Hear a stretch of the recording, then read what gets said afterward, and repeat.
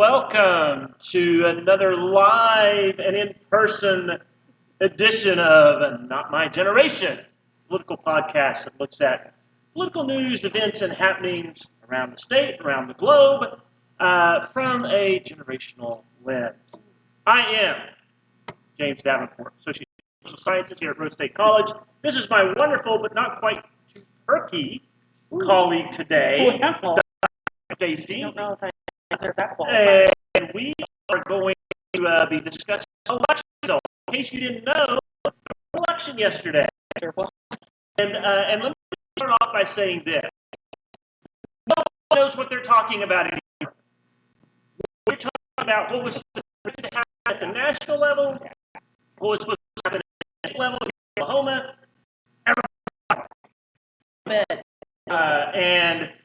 And so we're going to dig in to see why maybe that occurred or didn't occur, what people thought about it.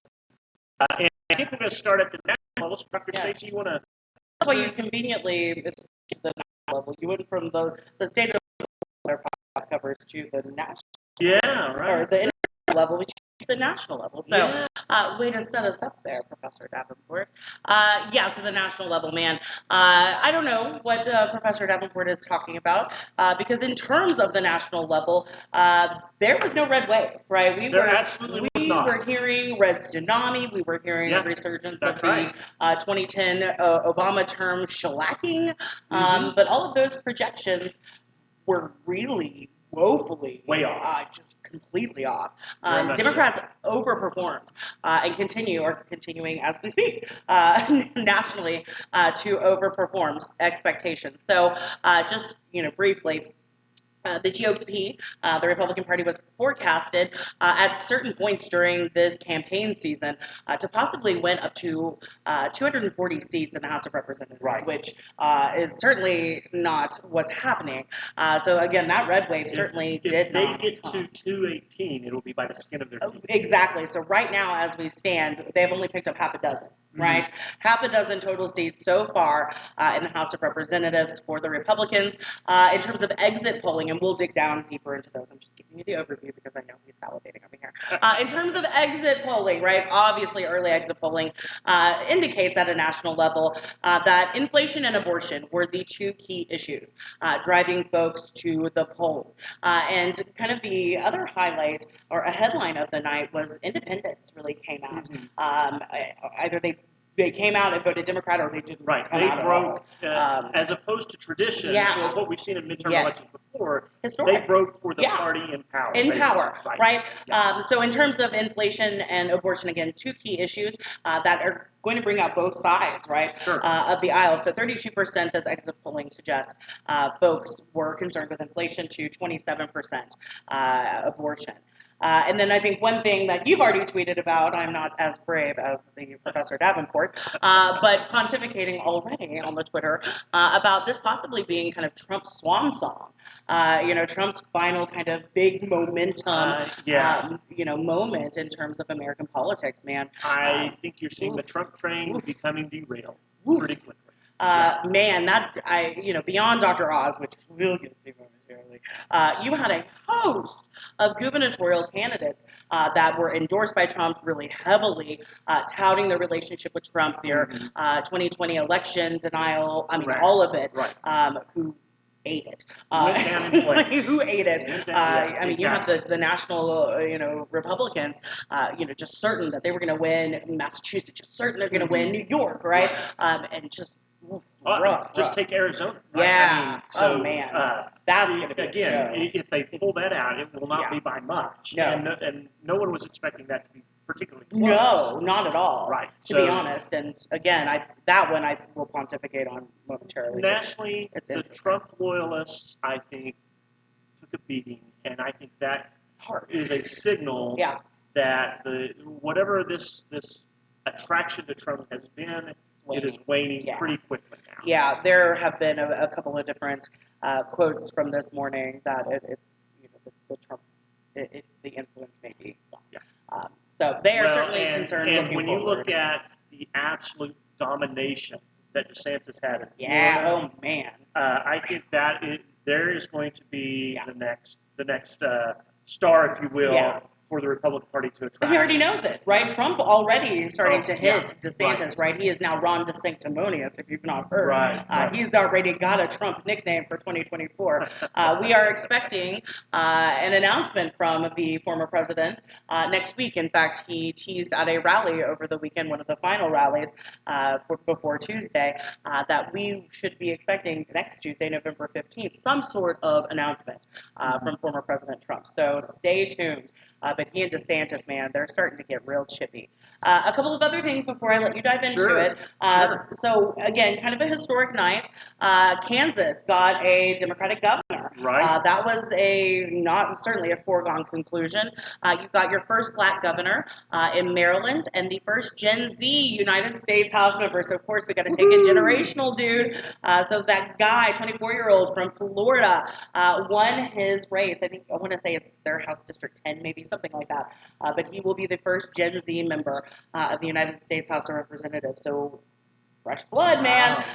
Really, really interesting evening for those first. So I will let you jump in now, my friend. Some other things you didn't mention. I think there were 5 states who had referendums regarding abortion in those states. And my understanding, looking at and listening to some things this morning, in all 5, voters voted to, in some way, protect access to abortion in those states. And these were all around the country. So California, Kentucky, Michigan, a couple of others. And voters went to the polls and said, we don't want further restriction or a complete absence of some protection for that, right? Yeah, that, again, it was one of the driving forces for a lot of, I would assume, youth turnout. So, turnout was another story from last night, both at a state level and at a national level. Obviously, we're waiting on those numbers to fully get fleshed out, but I will be extraordinarily interested, as I know you will be, in 18 to 30-year-old turnout in this midterm. It's got to be ginormous. So, really the main takeaway from last night on the national level is, again, no red wave, and really the big winner last night was Joe Biden. For his awful approval rating. For the terrible approval rating. 41%. You can't. It's incredible. In modern American political science, you haven't seen a sitting president, keep Congress so almost nearly intact with the majority party. And that's insane. And to be clear, Republicans could still take over both chambers of Congress. But it's going to be the majority. The House, fairly slim. Yeah, the House, I think, is like the Senate for sure. is going to end up being determined by another runoff election in Georgia. Yes, December 6th. So I believe. I still think that one is. I am not, election Nostradamus as I would like you to think that I am. But I sure feel like, man, if that one goes to a December runoff, it benefited Warnock initially in his initial election to have that runoff in January. So, it's not a foregone conclusion, but I think it certainly will benefit. Turnout, and it will be everything. Yeah, it sure will. Who gets their votes Absolutely to show back up for one more election. Yeah. And if that's the only thing going on, you can bet there's going to be tons of national money pumped into both sides of that election. Right? Absolutely. Yeah. Mark Thiessen, Washington Post columnist and a Fox News commentator, had one of my favorite quotes of last night. So there wasn't a red wave, he says. That's a searing indictment of the Republican Party. That's a searing indictment of the message that we have been sending to the voters, he said. Sure. Again, that goes right into the rhetoric of Trump waning. You've got the January 6th, all of the committee and all of that information rolling out to voters. And I don't know that people are really just still enthusiastic about the vitriolic campaigning, right? The super anti-negative campaigning rather than campaigning for something. Sure. So I think that's going to be a problem in the future for this Trump base. I think now, listen, in Oklahoma, like a handful of other states, you can still be a 2020 election denier. Sure. You can still be a Trump loyalist and win fairly handily in our state. Yeah. How long that will last, I don't know. But understand nationally, that is not what's happening. Right? We are against the wind on that from a national perspective. Yeah, absolutely. So going back to the Senate, I feel. I don't know. What did you think about the Dr. Oz moment? Because that was one that I think a lot of us were really holding our breath on. That I think Democrats and Republicans in that race both put up weak candidates. Truly. And and I just think that again, Oz is probably more along the line. I think Trump came out and endorsed him kind of at the last minute, right? That's what he's blaming. And for so his I loss. well, he may or may not be correct. I don't know. Yeah. So yeah, I think that's going to be interesting to look in. It'd be really interesting to look into exit polling in Pennsylvania and see what was driving people, and whether or not that endorsement played a role or not. Listen, in a narrow race where a percent or two make a difference, something like that can impact, at the margins what's going to happen. Yeah, and certainly Obama, touting Obama and Biden around over the weekend, Obama specifically, I think was very, very helpful to John Fetterman in that race. So we still have Arizona, as we said, Georgia looking like it's going to go to a December 6th runoff, and then Nevada still too close to call in terms of the Senate. So we are waiting. To be clear on the Senate, Republicans needed to pick up one seat to have a majority. But again, it would be the slimmest of majorities that you could have. Right. I mean, we're looking at obstruction. Right. I think you're looking at stalemate. Yeah. If anybody wants to get anything done, if Republicans, especially if Republicans do gain control of the Senate, if anybody wants to get anything done, they're going to figure out how to have to compromise and work with each other, right? Otherwise, you're going to have 2 years of people going back and forth and blaming each other for stuff, and nothing really happening. That's what I feel like it's coming. I think you might be I feel like it's coming, man. Well, let's look at the state of Oklahoma, please, if you want to. Talk about it. Can we do that? Tell me about it. We did have a first in Oklahoma as well. Yes. We have the first female district attorney in Oklahoma County was elected last night. Democrat Vicki Behenna. That is the only bright spot for Democrats in the entire state. Right. But congratulations. And it was pretty handily, about 10 percentage points difference between the two. So it was a pretty solid win for her. Other Democrat candidates, not so well. There was an incumbent Democrat Senator, J.J. Dossett, who lost his race. So it looks like Republicans might pick up another seat in their already ginormous majority in that chamber as well. That does call on. So I'm hearing that the current Senate President Pro Tem is in trouble, and that they may be moving to a new Pro Tem. Probably. They can do what they want, but this new senator that replaced Dossett is expected to side with, I think it's Stanford for that. I think interesting. Yeah, that'll be a very bloody inside baseball type of battle. I'm gonna try not to give my own opinions about that, but hey, they can do what they want.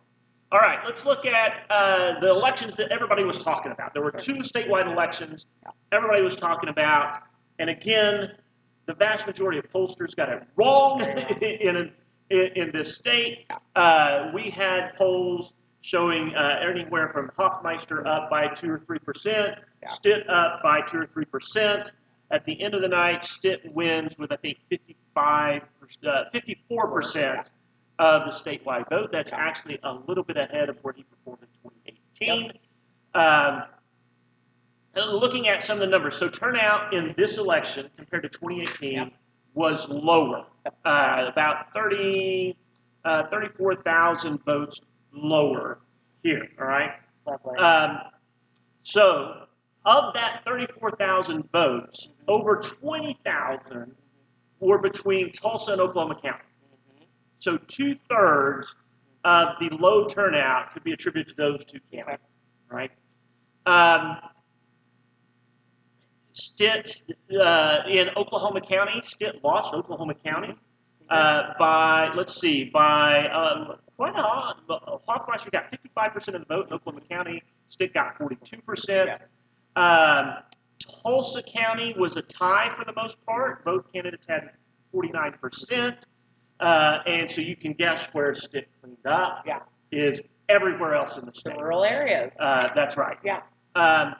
And so that race was nowhere near as close at the end of the day as virtually anybody who was talking about it assumed that it would be. There were maybe 2 polls that were talked about late in the day that showed this kind of spread between them, but most of the others were not anywhere around that. Most of the commentators that you could listen to, most of the observers were expecting a very close race. It did not pan out that way. We can talk about that, why that might be here in a minute. I haven't seen a lot of exit polling data from Oklahoma specifically to dig into that. The other race that people were interested in and talking about was the race for state school superintendent. Again, in this one, most of the polls had Jenna Nelson, the Democrat, up by 4 or 5%.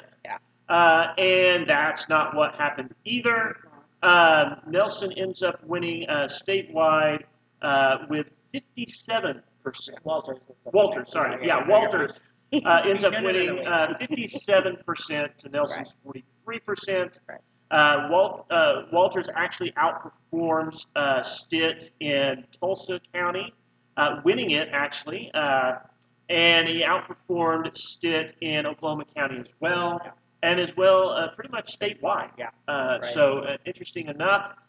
So there are now these 2 races, and I'm going to be interesting to see the explanations as to why people were so wrong about what was happening in these races. Right.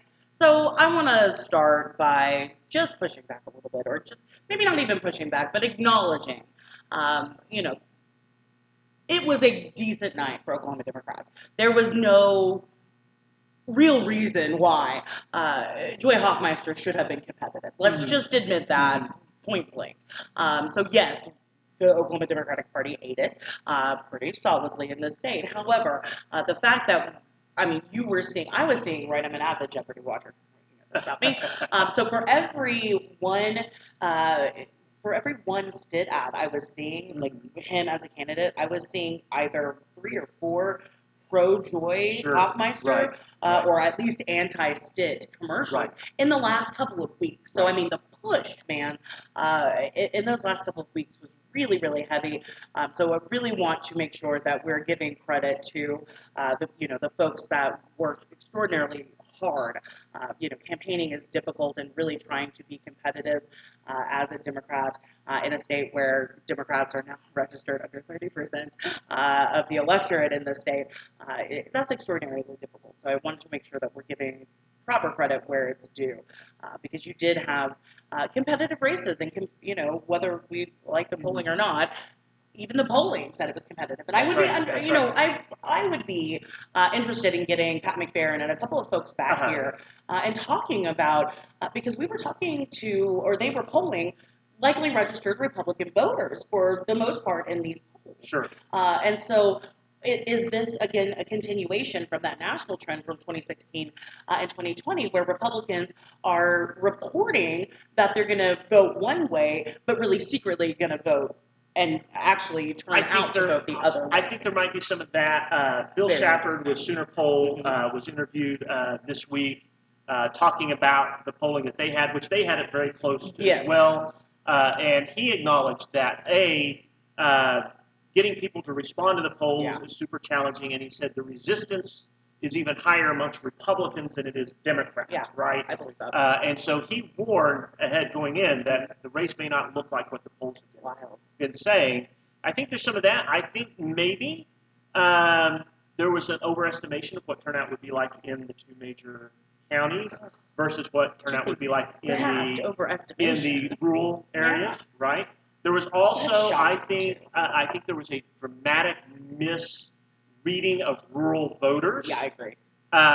Totally. Hoffmeister and Nelson were telling people all their ads the governor and Walt, they were going to kill schools in rural areas, and I don't think rural voters bought that. In fact, I know they didn't because the numbers show it. Right.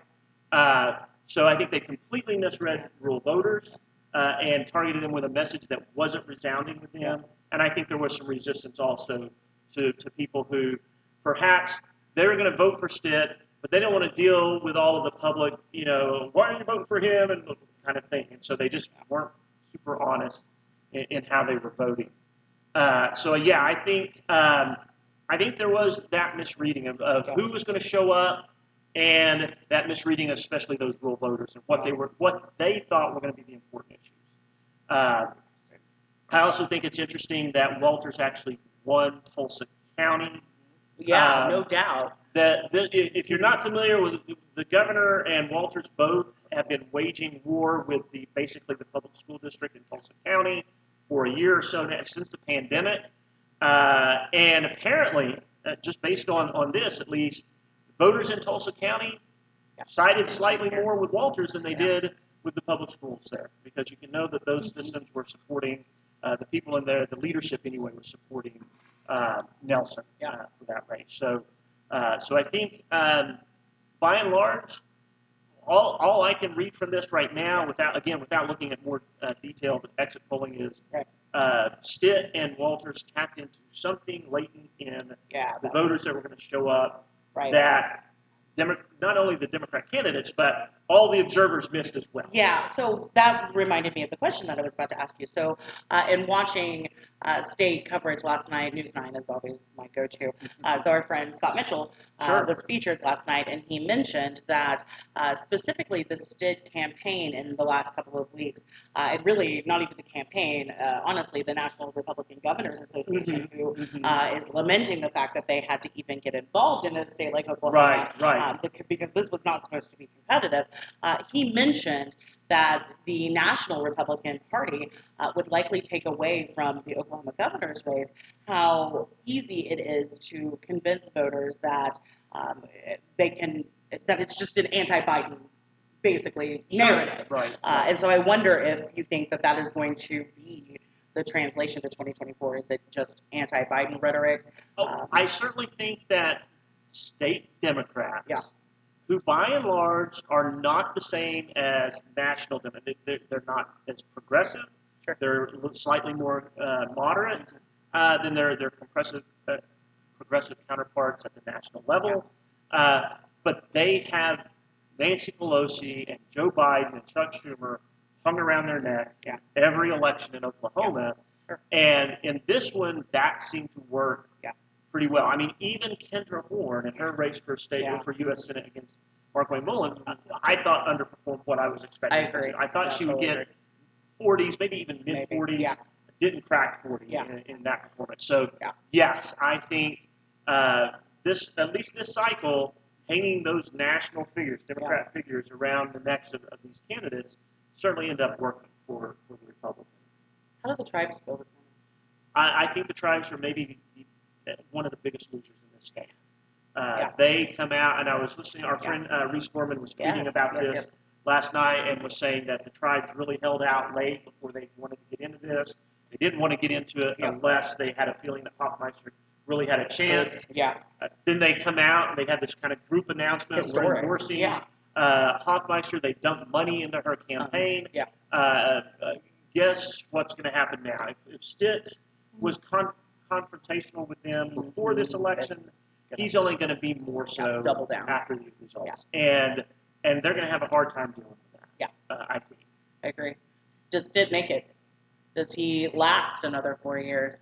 Because, of course, rumor has it that we're looking for greater ambitions possibly in 2024. I think that's a good question.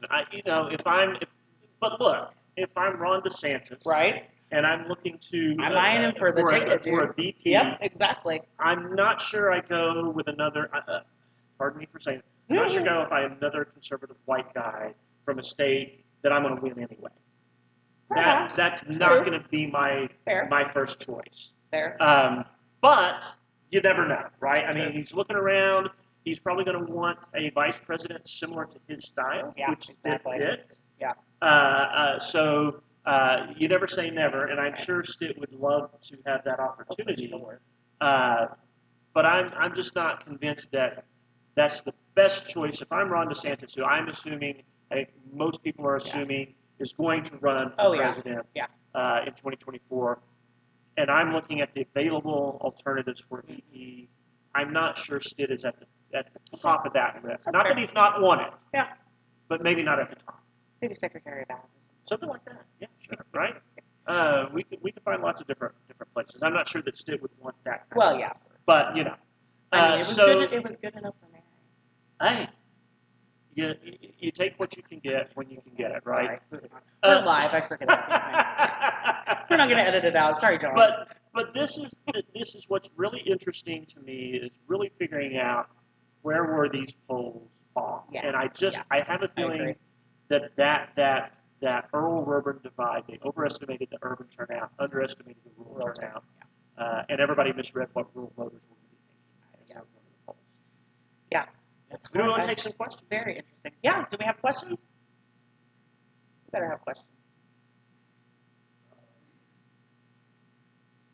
Gabriel, why don't you, how about I ask you a question, Gabriel? So we have a student for my online people who actually participated in some early exit polling. And so Gabriel worked with Sunapol, correct? Right, yes. To do exit polling in El Reno. So why don't you tell us just a little bit about that?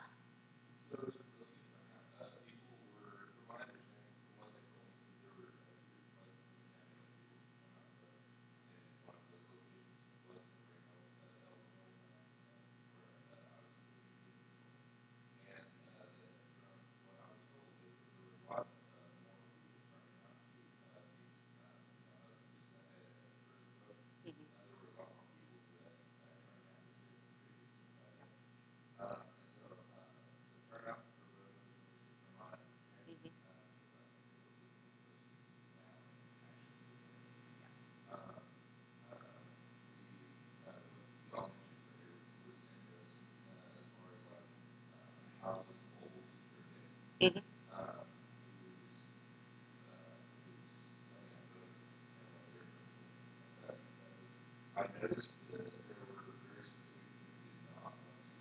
Sure.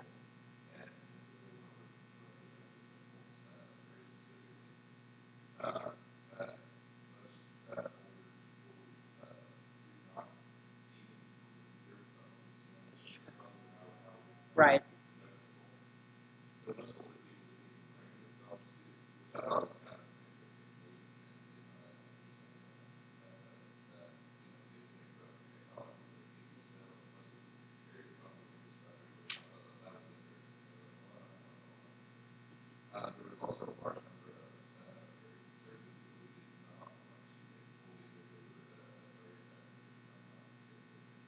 Hmm.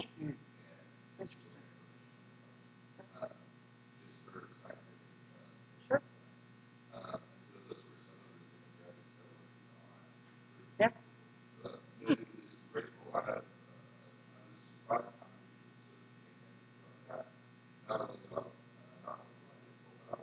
Yeah.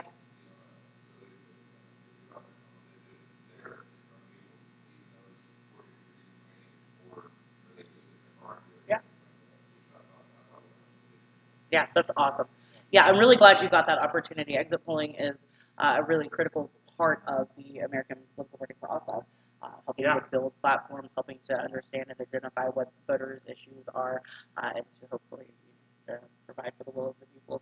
And if you're wondering, exit polling is how we make these projections on races in which all the votes haven't come in yet, right? So they're doing exit polling throughout the day. They're pulling these samples, then running them. And so, an hour after the polls close in Oklahoma, we haven't got all the numbers in, but you're already calling races for U.S. Senate, U.S. House, these kinds of things because you're getting that data in and you're looking at what the trends are and you're able to make those projections. It's not like in Georgia or even in Pennsylvania or Arizona where the race is too close to call because that margin of error, every poll is going to have, whether it's an exit poll or another, you're going to have a margin of error you've got to deal with. And so those races are too close to call even with the exit polling. Sure. Yeah, Gabriel.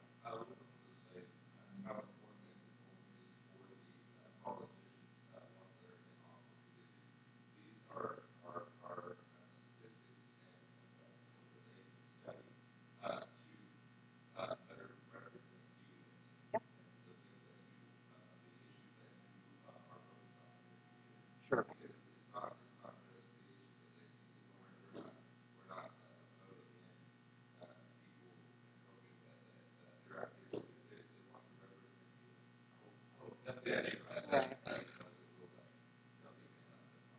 Yeah,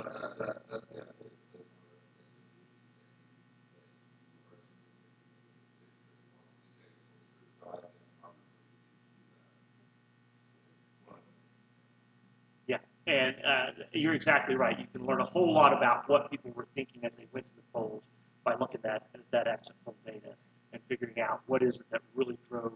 Why did my voters show up and vote for me? Why did they show up and vote for these other candidates? If you understand that data, it can really, you're right, it can really help those officials better understand their voters and better represent them if that's what they're interested in doing. Right. Theoretically. We hope. Anybody else got any questions?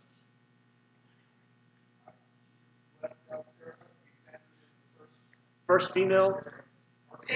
That's right. That's right. Pennsylvania was shocking. I mean, how anybody could vote for a medically incompetent being over a medical doctor is baffling to me. I think it says a whole lot about the Democrat Party as a whole. Just the fact that they're willing to do that. I mean, wow. At one point, I looked at the numbers, it was 72 to 22 or something like that. Wow. Mind-boggling. Just, I mean, he was asked a question in their debates and said, "Good night, everybody," and walked off stage. He didn't even answer the question. How could you vote for that? That is absolutely baffling. How much did he win by? At this point, I think it's 10 or 11 points. No, I don't. It was that. No, The House was like 40-something, and Federal was 50-something. We'll look Yeah, at it later. I thought it was a little bit closer than I that, did too. but they were counting numbers all through. I went to bed Yeah. before they finished looking at that number. I think but I will say, as mystified as you are as that, I know there's some people around the country wondering how Herschel Walker could be within a percent or so of Raphael Warnock as well. So wild. I think both sides have some of these races where they just don't understand what's going on on there. But again, I think in these races, the voters choose between the alternatives they're given, right?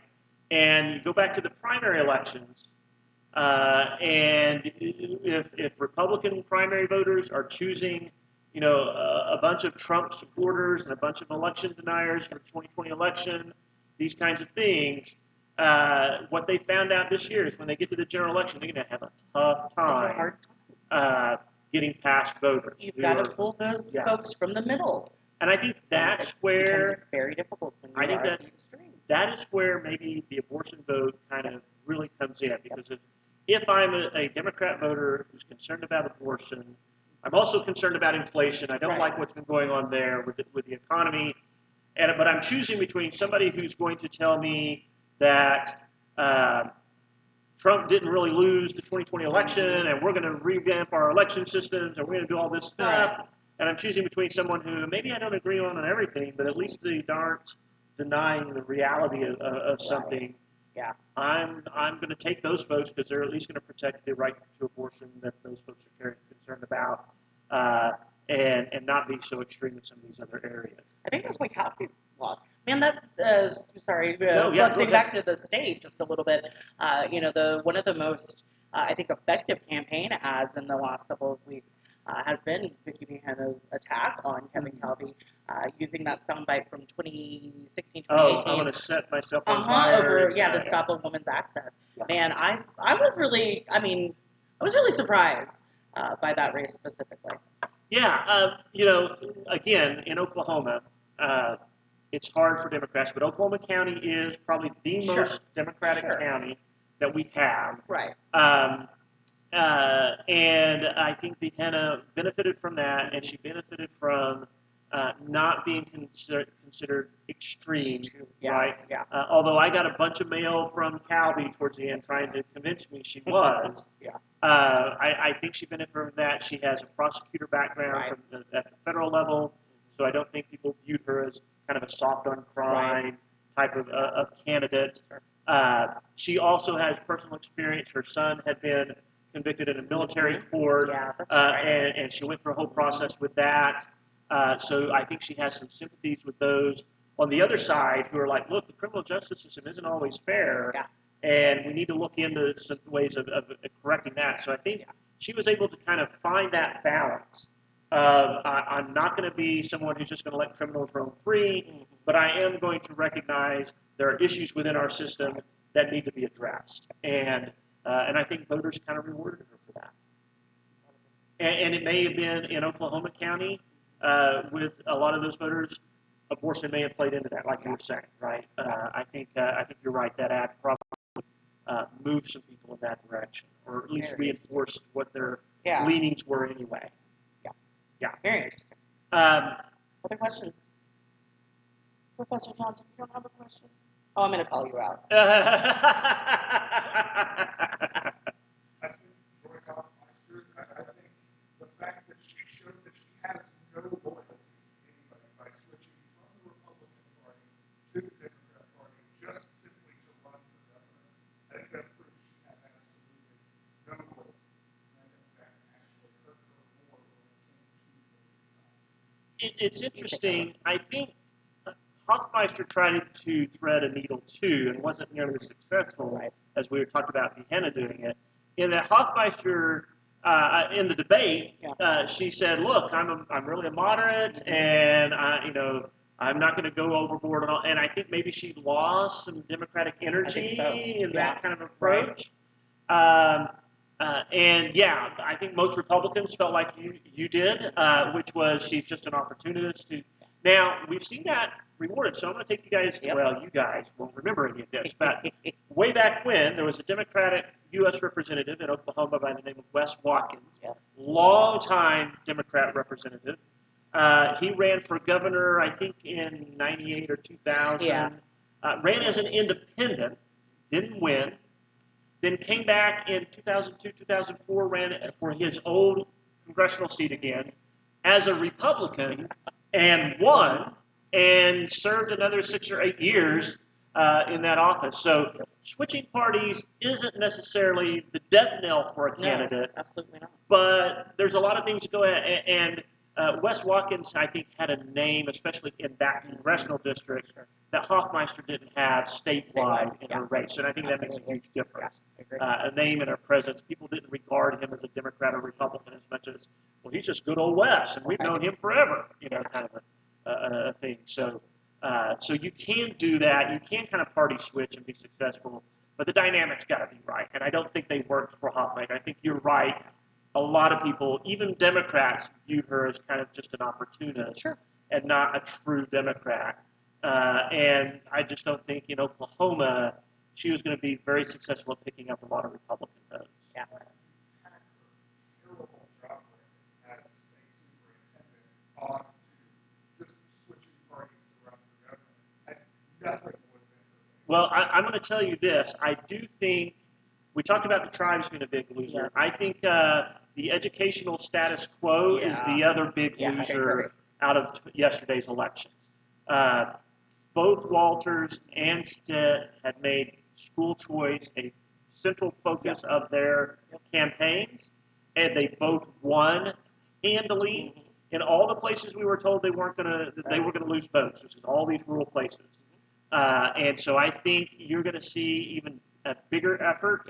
Both of them are going to be emboldened to push that agenda, and I think they've got enough support in the House and Senate to get that through. You know what they need to do that in the Senate? They need a new protest. I don't know, because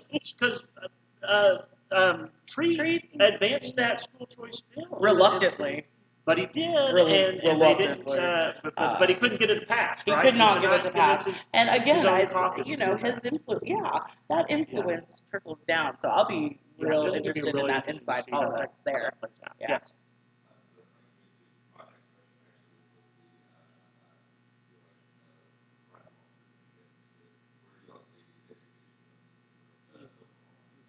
I think it's going to be really interesting. There are some tendencies. Now, maybe this was just campaign bluster. I don't know. I kind of get the feeling that it might not have been. But I have the feeling that Walters really wants to mold education in whatever image he thinks it should be in. Yeah.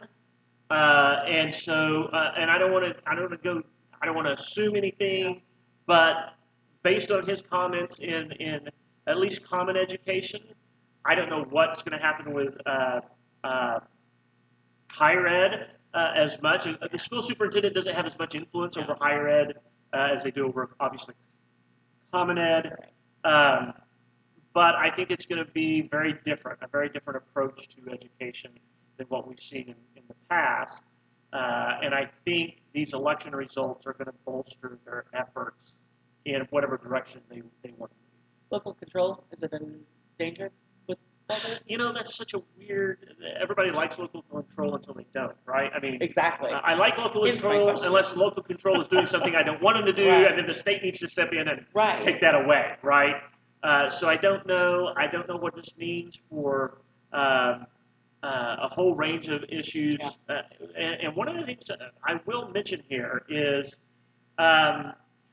there is, especially in these rural areas, a very different cultural mindset about what should be happening in schools versus what you see maybe in places like Oklahoma City, Tulsa areas. There's a very different mindset. And I think that's what Democrats misread significantly, is the power of that kind of cultural mindset. And they could not, they just completely misread it. And so I think that's where you're going to see some things change. I don't know, curriculum-wise, Walters has talked about, well, we're going to change what we're going to make our teachers teach and these kinds of things. I'm not big on that. I'm really big on letting professionals do their thing and let the state just make sure that everybody can get an education the way they want it.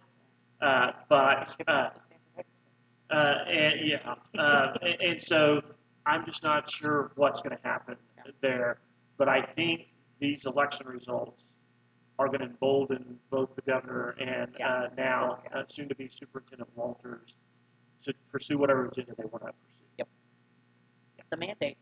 It is. I mean, it is given, and we've talked about this. I know Reese Gorman again had been talking about this. Some others have been talking about that. The amount, the estimate was somewhere around $50 million poured in against it for Hoffmeister, and he walks away with a larger victory than he got in 2018. Yeah. She underperformed Drew Edmondson. Yeah, that's right. That's right. So this is going to be turnout matters. This is going to be an interesting 4 years, 2 years maybe. 2 years. Yeah. Let's see.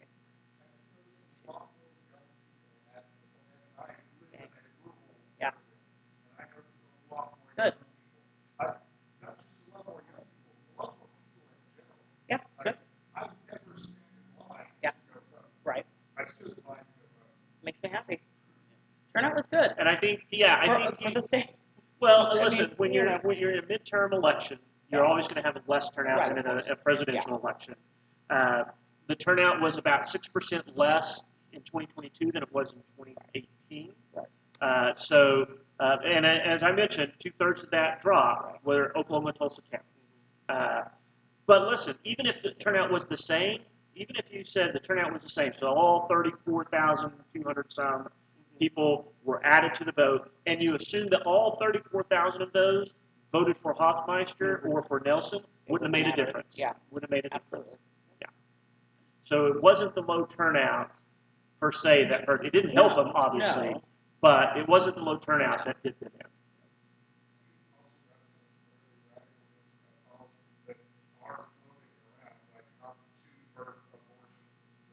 Yeah, but I don't. Some Democrats actually don't side with that. I think Democrat voters, but I don't see that in Democrat politicians in Oklahoma. And that's what I'm saying is Oklahoma Democrats generally are not nearly as progressive as, say, their counterparts in New York or California or whatnot. They can't be and get elected. Even as liberal as the one Right. And so I think, but I do think those other politicians get hung around these Oklahoma Democrats, like we said earlier. They get hung around their necks, and they get associated with them and voters are like, we just can't vote for. We see Nancy Pelosi or we see Chuck Schumer, can't really go there, and so they cast a vote for the Republican in these down ballot races as well. But you look at the loss of Kim before, in a Democrat district, to a Republican. Well, there's no Democrat district in Oklahoma, not congressional district.